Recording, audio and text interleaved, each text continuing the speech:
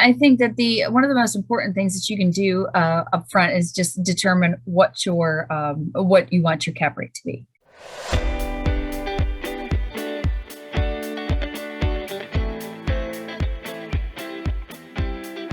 Welcome to episode 7 of Keeping It Real. I'm your host, Adam Tabaka. Today we'll be discussing real estate investment with Loretta Gray. Loretta is an associate broker with Long & Foster in Old Town, Alexandria. A New York native, since 1998, Loretta has split time between Florida and the DMV. She has 6.5 years experience in the industry, currently serves Northern Virginia as well as DC, and soon she'll be licensed in sunny Florida. Loretta specializes in teaching real estate classes, investing in real estate, and working with investors. Loretta recently graduated from USF and SNHU. Just yesterday began her studies in ancient Greek at Oxford, and year to date, she has closed $8.9 million in sales.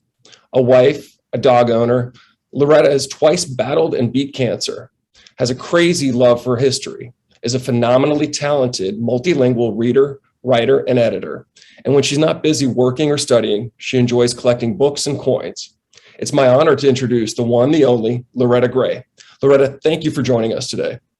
Thanks, Adam. It's great to be here. Awesome. It's great to have you. So before we delve into investing in real estate here, tell us real quickly, how did you get started in the real estate business? The real estate business, I kind of separate into two different categories. Like I first started in real estate because I was a real estate purchaser. Okay. And when you purchase real estate, even if you're not an agent, you are still in the industry. So I consider myself an active participant in the real estate business for quite some time. I only became a licensed agent in 2015. So I kind of make the distinction between the two. And I just want to make sure that that's clear in case someone is listening who doesn't say, hey, wait, those timelines don't mesh up. Well, it's because this is how I evaluate it. Two separate events, but it kind of has a long timeline. Nice. So tell us, since you've been working as a licensed agent, what's one of the biggest misconceptions that you've seen, maybe among the general public about what you do? I think that in terms of like what I do as a licensed person, I think a lot of people think that the job is pretty easy, because I don't think a lot of people see the prep work that goes into a transaction, that it's mostly done on the backside, and it's not necessarily the time between contract acceptance and settlement date, because most of our jobs are already finished by then, and we're just kind of waiting for the client to play out their role with getting a loan. So a lot of our stuff is done on the backside of it before we even get to a completed contract. So I think that's the biggest misconception, is that people go online, they do their own searching, because you can search and look for homes online, and it's fun going online and shopping. A lot of people find the place that they're going to get. They find it. They know what they're looking for. They can know inside their head better than how they can communicate it out and have me get out there and do the legwork and the footwork and get out there and look. Because you really need to be right there with a client when you show property. But they do a lot of the looking and the searching on their own. It's our job as agents to really know the other stuff, to really know the details of the contract, the market itself, how we can make our clients more competitive in a market, make our contracts better, how we can just know the contract and really give them the best advice for exactly what they're looking for, so they don't have to keep doing it multiple times. Yeah. Less is better in that situation, for sure. Oh, agreed. Now, in terms of your job as a real estate agent, what do you think is the most underappreciated aspect of what you do on a daily basis? I think it's probably negotiating contracts. It doesn't seem to be something that most people in the United States are very comfortable with, is negotiating. Usually, we go to a store, we look at the price tag, we pay what's on the price tag. Yep. And it's traditional in most other parts of the world that, you negotiate everything. Things are overpriced. We negotiate it out. We look at it. but things are only overpriced when they're overpriced. Sometimes they're not. And sometimes negotiation is how you deal with other people. Sometimes negotiation isn't mean making your offer lower. Sometimes it's making your offer more. And that's also part of what is I think underappreciated by the general public, is just distinguishing between the two, because oftentimes we understand that anybody can overpay for a property. It's kind of our job to make the client not overpay for the property and just make sure they still win the property. And that's a really fine line. And sometimes it is on the difference of a dollar. Yeah, no, it really is. It's a tough market out there sometimes. Now turning our attention to investing. Now you work with a number of investors, and you're also an active real estate investor yourself. Tell us a little bit about how you started investing in real estate, and what was it like the first time that you bought an investment property? Well, I would say that investing in property is a kind of a general term, but it can be as much. It could be a buy and hold. It could be not really a flip. This is not really investing. It's kind of speculating. But what my experience in my own circumstances for what I've done, I can't speak for other investors that I've worked with, but in my own circumstances, what we've done is we have purchased property and then we rent it out. We purchase property, we live in the property, and then we rent it out, is what I should say. And I bought the two properties because they were in line with what I was looking for at the time. And then we just go through the motions and then we rent out the property. So being an investor in my case is, falling in love with something and loving the price and loving the potential rent, and then eventually renting it out. And that's a little bit different from somebody who just goes out to purchase a property as an investor, never intending to live there. So my experience is just a little bit different. I like the buy, live in, and then rent. And there's a little bit of an advantage to that from even just like an interest rate perspective, is there not? Yeah, it's a little bit lower interest rate if you're going to be an owner occupant. There are other criteria that you have to adhere to if you're going to do that. You have to live in there for a specific amount of time before you're able to just turn it over. Now, for anyone who's thought about investing in real estate but hasn't yet, or anyone who's just kind of getting started, what are the most important steps that they need to take to ensure their success, on this initial transaction that they're in the process of making or about to undertake? They really should look at potential agents who are out there, and decide on what they want to do long term. Do they want to get a condo and spend less money out of pocket, on the front side, or do they want to, and invest in, the condo fee, depending on how much the condo fee is, how much they want their tax break to be, because the value of the land is going to be different if it's a condo versus a single family home, where they want that property to be, if they want it to be across the country where they can get a higher cap rate, or do they want it to be close by where they can just drive past it and see their little investment every day? I think you should do the thing that makes the most sense to your pocket and what makes the most sense to your long-term goals. Understood. Now, what are some of maybe one or two of the easiest mistakes to potentially fall into if you're not careful when you first start out investing in real estate, buying property? I think the biggest thing that people don't do that they should look more closely into is how important is the list price. So, for example, if a list price around here for a property, you can get one for less than $200,000. Any, a one bedroom, a two bedroom. And the really important thing is to evaluate how much your total out-of-pocket expense is for that property, and how much do you have to put down, and how much is your return going to be? Because it's easy to say, oh, you don't have to put tons of money down. Well, if you don't put tons of money down, you don't have tons of equity, and you probably won't get a cash on cash return, on a month to month basis. And I think it just depends on your goals. And if you make the wrong moves up front, you could be paying out of pocket that your renter is not covering. And I think that that's one of the mistakes that people made. They get talked into, a loan that is maybe only 10%, 15% versus one that's 20 or 25% down.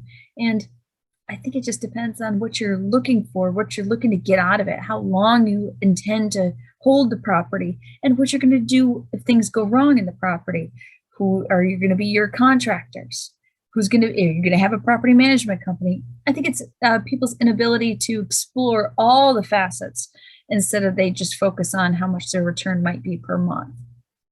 Oh, that's all great points. I mean, there's a lot to think about when you're delving in. And I know that you're very methodical and you do your due diligence when you're looking at properties that you're considering. And so tell us a little bit about kind of the criteria that you think are most important and how you evaluate and break down a property when you're looking at it going, okay, do I want to invest in this or not?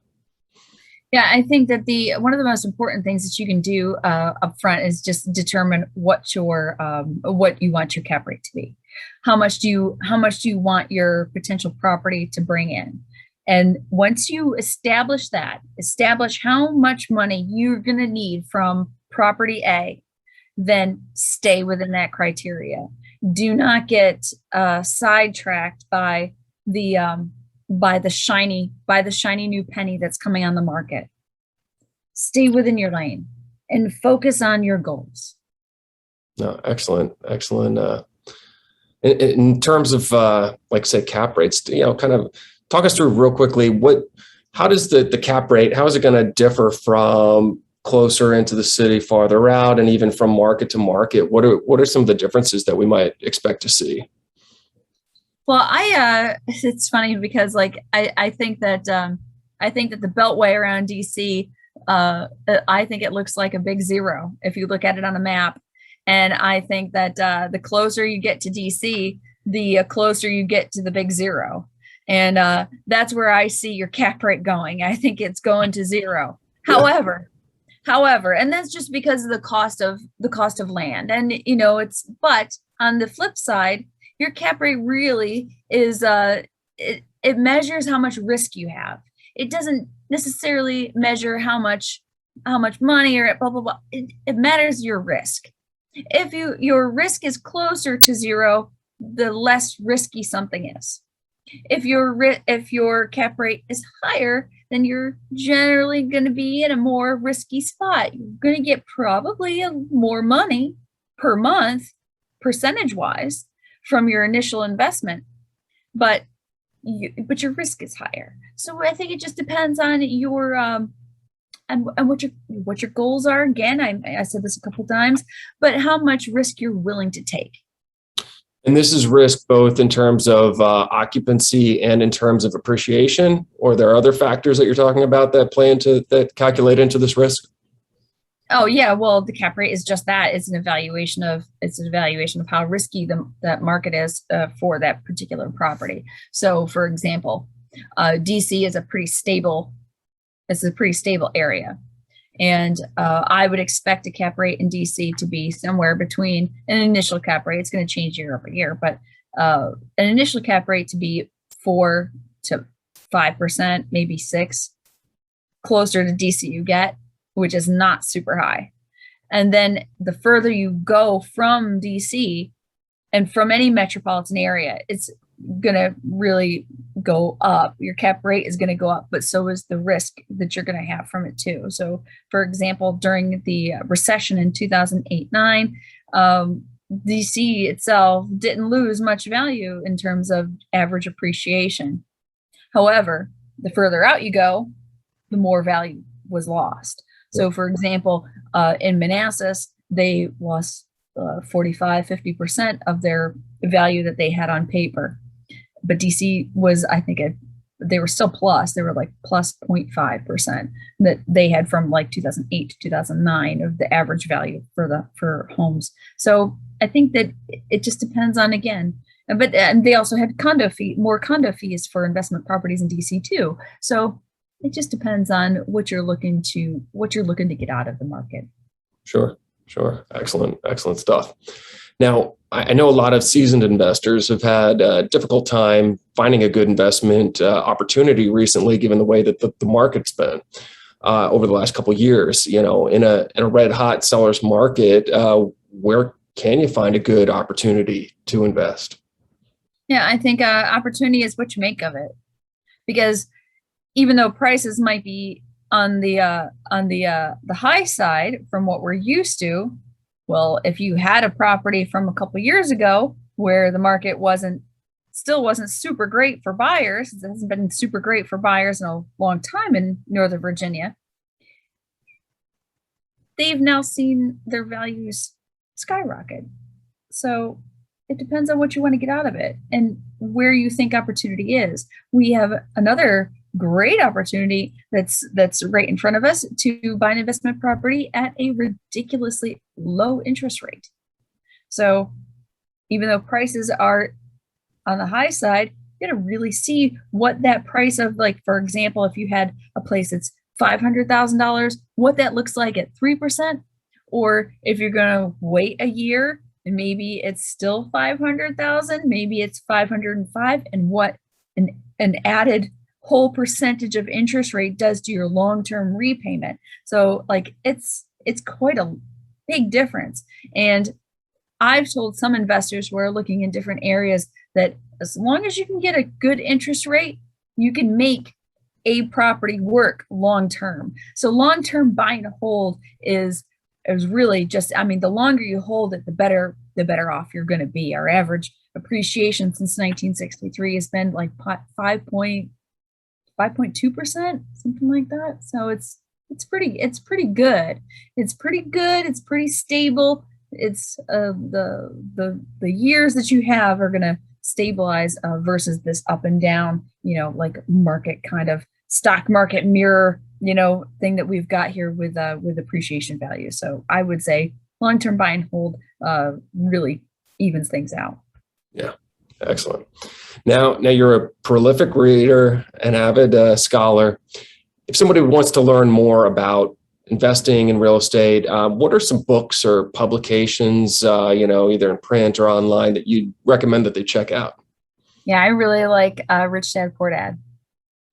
I can't recommend it more highly. It's such a good book. Robert Kiyosaki just like lays it all out on like what the difference is between, his what he considered his rich dad and who he considered his poor dad, and why they were different, and how he views the market. He is a master at putting the two things side by side. And I really think it's not just a good book for investing, but like a good philosophical book. It really shows us the difference in how we interpret, our lives around us, and how we reapply that to what our goals are. And if one of his fathers was a professor, and he had certain goals. One was an investor, and he had certain goals. Were they both happy in the end? Probably. But just because somebody has one path and you have another path doesn't mean that other path is more correct or less correct. You've got to do what makes you happy. Yeah, it's a fantastic book. I love that book. So I'm glad you said that. Now, before we head out, if somebody wants to get in touch with you and learn more, or to hire you to help them buy or sell, I mean, you've been a phenomenal mentor to me, and I can't recommend you more highly. What's the best way for somebody to get in touch with you? Twitter is a good one, at Loretta Gray VA. All right. I answer my Twitter account all the time. Twitter's great fun, even though nobody's on Twitter anymore. I like it. And and just phone, email. I try and answer scary fast, and probably later than I ought to. Well, that's good for your clients. So yeah, I try and answer all the time. Yeah, no, You work hard. Loretta, I want to thank you so much for coming on today. It's been a pleasure. Love to have you on again sometime. Have a wonderful afternoon. Thank you again. You're welcome, Adam. Thank you so much. All right, take care.